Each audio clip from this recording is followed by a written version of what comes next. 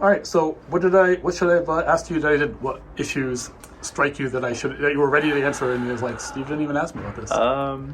Redlining. Redlining, sure. Yeah, so redlining in Mount Hope specifically. Sure. Because if you walk up Olney Street, for example, right about here, and you can look into Ward 2 and 3 side to side, and you can see, well, first of all, you would see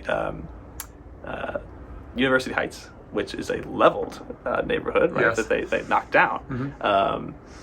But if you look beyond that, you would see Mount Hope, where clearly the investment has not been permitted. And that stems back to literal racist laws, right? Yeah. We're dealing with today, we have a lot of systemic racism. We have to look closely to find it. This was said, do not loan money if this person is black, period.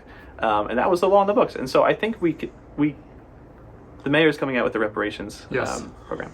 I think that a lot of the most contentious conversations around reparations come from being able to tie a injustice to a specific person, because you give it to everybody, but that's got a conversation. Right. With redlining, we have the records. Yeah, this is something that we can flip back in the book and say, okay, yep, you own this house when we were legally denying you capital.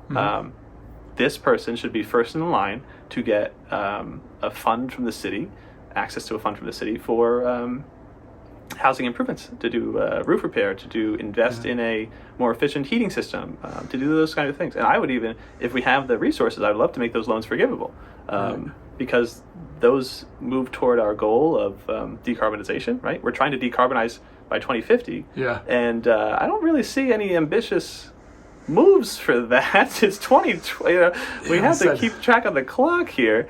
We need to get a lot more serious about that. Providence puts out about 2.5 million carbon equivalents of greenhouse gases, and the whole world's 52 billion. But we just got to focus on our 2.5. Yeah, we can't do anything. Yeah, we can't do anything about that. We got to just focus on our 2.5 million. And every decision we make as a city, we should start saying, oh, how does this affect our 2.5 million carbon equivalents here?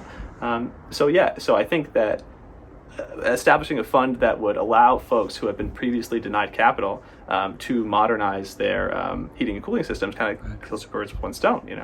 Right. Yeah. Cool. So that's all. I think that's all I have. I think. Is there any final words you want to say? No, I'm campaigning. Campaigning is such a joy for me. Okay. Because I love talking with people who care about what's going on.